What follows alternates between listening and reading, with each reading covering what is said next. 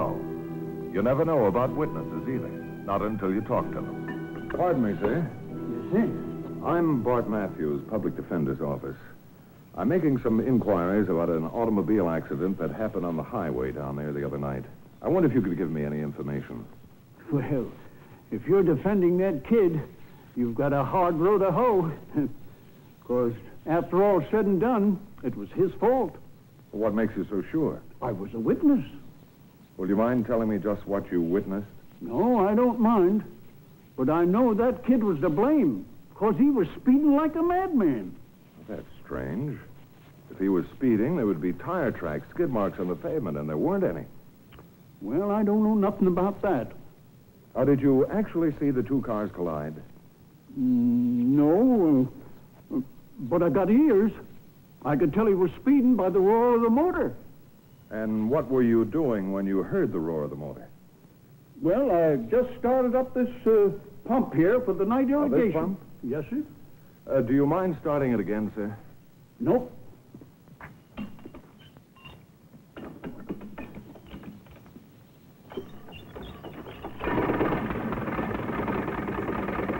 Rather loud, isn't it? Turn it off! Turn it off! Turn it off! Now, would you testify under oath that you heard the roar of the Miller boys' car above the gentle purr of your pump? Well, maybe. Couldn't be positive. But there's one thing I'm sure of. Hot rod kids like that Miller, they cause most of the accidents. Those kids fix up those cars to do 100 miles an hour or more. And they aim to drive them that fast. Oh, that doesn't necessarily follow, sir. Why, right here I have the necessary weapons to commit assault and battery. But I don't, no matter how strong the temptation.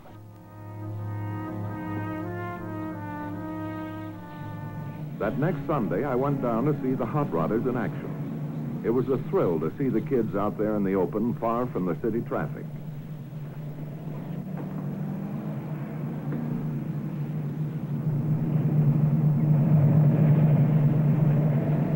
Quite a show.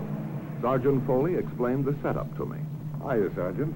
Hi, Mr. Matthews. Glad to see you. We had this abandoned airstrip set aside and fixed up for our drag races. These meets are police-sponsored and carefully supervised. That's one of my jobs. And a good job. Works out fine. Gives the kids a chance to find out how many horses they got under their hoods in a safe and sane way. All these cars are carefully inspected before they're entered in the races. It pays off. We've never had a fatality. Here's where the boys match know-how against know-how and motor against motor. Not on the city streets like in the old days. Well, they really move. Pretty thrilling, isn't it? You see, the idea is this. The drivers get a standing start and run a quarter-mile course to see how high a speed they can reach at the finish. An acceleration test.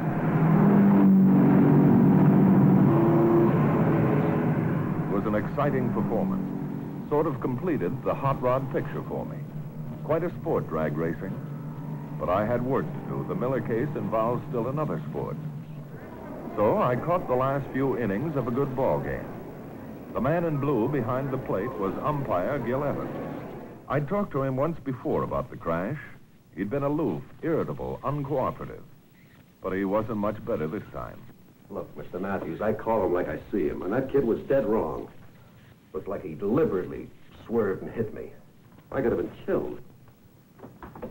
And you were on your way back from Valley Center at the time of the accident? I was.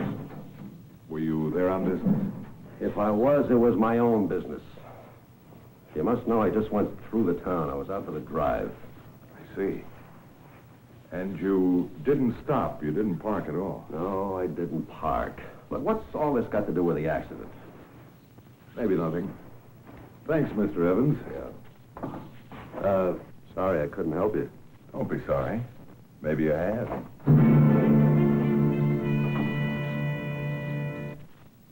From Evans' manner, he was obviously trying to hide something. I headed for Valley Center, a busy little town 10 miles from the city. I didn't have much to go on. A stub from a parking lot. Now, this is from your parking lot, isn't it? Yes, it is. Well, I wonder if you would have the check corresponding to this in your file. Well, let's take a look.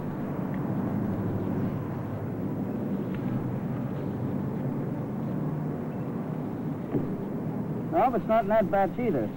I'm afraid I can't help you. We don't keep these old stubs very long. Well, I'm only interested in the stubs from one particular day, the 15th.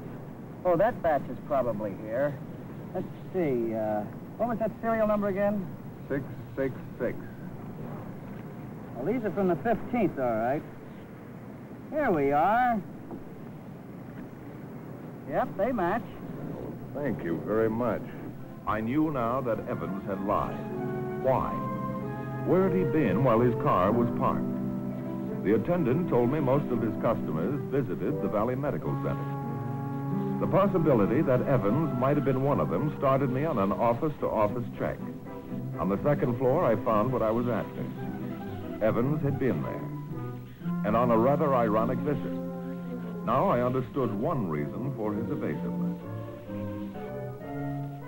I certainly appreciate all you're trying to do for me. Our office is doing everything possible to clear you, Ted. If you don't, all my plans will be tossed in the junk heap. Suppose you tell me about your plans. Well, I've been planning to become a racing driver, a professional. Daytona Beach, the Utah Salt Flats, maybe Indianapolis even. Fine chance I'd have. With a record of manslaughter. I don't put your future too far behind you yet, Ted. I'm working on a lead that might be useful to us. But Mr. Matthews, it's getting late. The trial's coming up in a few days. Yeah, I'm aware of that. A little worried, too. I haven't been able to contact the one man who just might be our star witness. So what do we do? Well, one thing, I can ask for a continuance of trial. Cheer up, Ted. I know that things look black for us. But maybe I can have the game called because of darkness.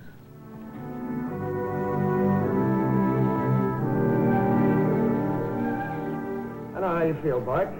We're both working towards the same end, convicting the right man. That's why I think we should ask for a continuance in this case. I think you've got the wrong one. Dan, I'm almost certain that if I can get in touch with this witness, we can settle this whole thing right here in your office without going to court. Well, that's agreeable with me. It's just that we can't continue it indefinitely. You see, Bart, the pressure's on. We've got a crowded court calendar, and, well, the public's shouting for action. They want to make an example of this hot rodder. Yeah, I know all of that too well. But in the interest of complete fairness, we've got to have a little more time. All right. When can you produce your witness? I wish I knew. Tomorrow, maybe? Today? Maybe right now, may I? Yeah, sure. Hello? This is Matthews. Would you please get me Valley Center 9072? Thanks. You know, the most annoying part about the whole thing is that the day before I reached his office, my witness left town on vacation and purposely didn't leave word where he could be reached. And I... Hello? This is Matthews again. I'm sorry to bother you like this, but... Oh, you still haven't heard from him. I see. Well, if you do hear from him, have him get in touch with my office immediately, will you? Thanks. Well, that's that. Look, Bart, do I understand you haven't even seen your important witness? Yeah, right. And it's beginning to look like I never will see him until it's too late. Hey, Dan, even if the court doesn't grant a delay, there is one person who could put a period to this whole thing, if he would. Thanks, Dan. Sure.